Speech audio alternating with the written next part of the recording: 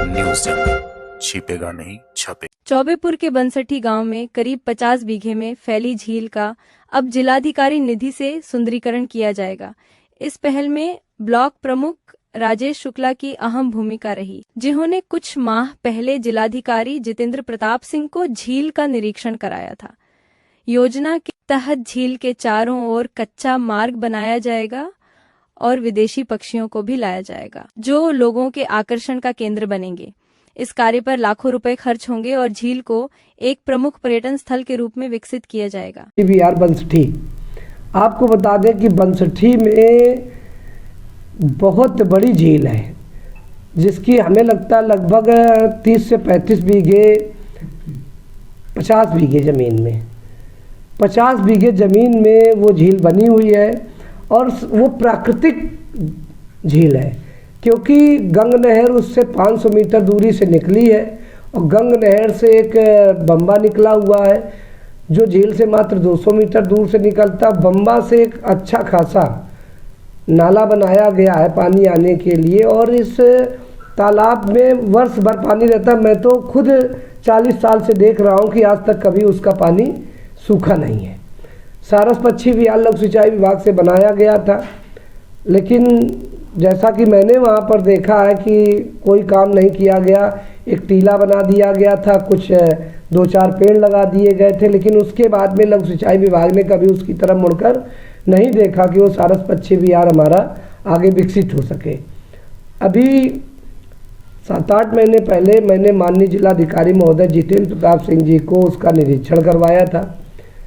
मैं उनके साथ गया था, उन्होंने उस झील को देखा, बहुत प्रभावित हुए और उन्होंने हमसे कहा था कि प्रमुख जी बहुत जल्द ही हम इस झील के लिए कुछ कार्य करेंगे। कल जिलाधिकारी महोदय के हमारी जिला स्वच्छता समिति की बैठक थी। माननीय जिलाधिकारी महोदय उसमें उपस्थित थे, सीडीओ मैम भी थी, जिले के तमाम अधिकारी थे जिला स्तर के। मैंने फिर से वही बात रखी और जब तक मैं अपनी बात पूरी करूं तब तक जिलाधिकारी महोदय ने खुद कह दिया कि एक झील कहीं और की थी, एक झील हमारे यहाँ की थी। बोले इन दोनों झीलों का सुंदरीकरण होना है और माननीय प्रमुख जी आप अपने हिसाब से बना लीजिए। और लगभग 20 लाख रुपए की राशि उन्होंने झील को देने के लिए हमसे कही। एक अधिकारी को निर्देशित किया कि प्रमुख जी से मिलिए आप और वहाँ का जो ढांचा है उसमें आप नक्शा बनाइए किस तरह से काम होगा। हमारे निर्देशन में उन्होंने कहा कि इस काम को किया जाए। मैं अपने जिलाधिकारी महोदय को बहुत बहुत धन्यवाद देता हूँ।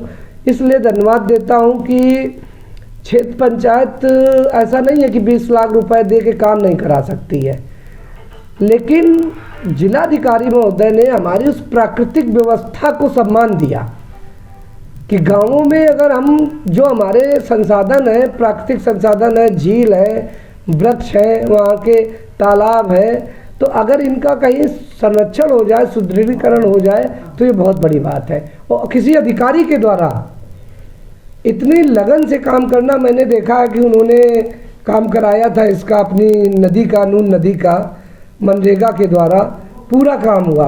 और मैंने देखा कि वहाँ पर एक गोष्ठी चल रही थी कि 63 नाले गिरते गंगा में, जिसमें से 53 नाले अपने ग्रामीण क्षेत्र के हैं। इन सब पे मनरेगा के द्वारा और प्रदेश सरकार के द्वारा एक ऐसा सिस्टम लगाया जाएगा कि गंगा में कोई भी कीचड़ न जाए, सुंदर पानी, बरसात का स्वच्छ पानी प्राकृतिक रूप से जाए।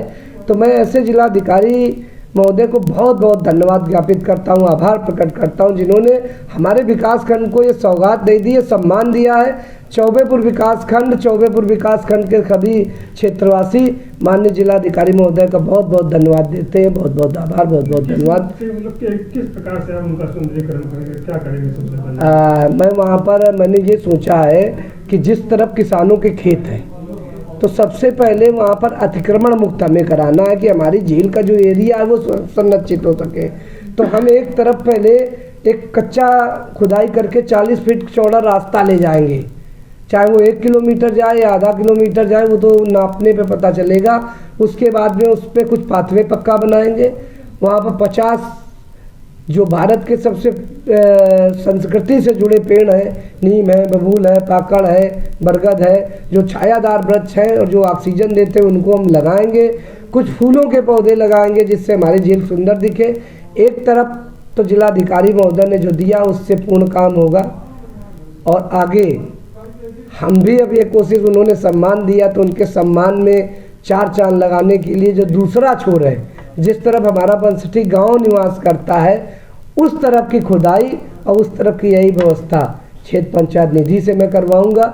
उसमें भी उसमें 15 से 20 लाख रुपए दूंगा ताकि हमारी झील जो है, झील में विदेशों के भी पक्षी रहा करते थे, क्या आगे चल के इस प्रकार की कोई योजना है आपकी? मैंने अपने आँखों से देखा है कि उस झील में ही नहीं, जो हमारे यहाँ गुलरिया तालाब है उसमें भी समन पक्षी आता था, और तमाम रंग बिरंगे पक्षी ऐसे आते थे जो विदेशों के हो सकते हैं और होंगे भी। वो आते थे क्योंकि वो उसी सीजन में आते जब मार्च अप्रैल मई जून का समय होता है, और बरसात में चले जाते थे। इसका मतलब है जो हमारा ब्रह्मावर्त क्षेत्र है ये उस समय भी पानी पिलाता है पक्षियों को जिस समय पूरी दुनिया नहीं पिला पाती है। ये एक प्राकृतिक वरदान है, और इस प्राकृतिक वरदान को संरक्षित के लिए जिलाधिकारी महोदय मैं दृढ़ प्रतिज्ञ हूँ उस झील को संरक्षित करके, और ज़्यादा समय भी नहीं लगेगा, 3 महीने के अंदर वो झील संरक्षित करूंगा अपने द्वारा भी और जिलाधिकारी महोदय के द्वारा भी। धन्यवाद।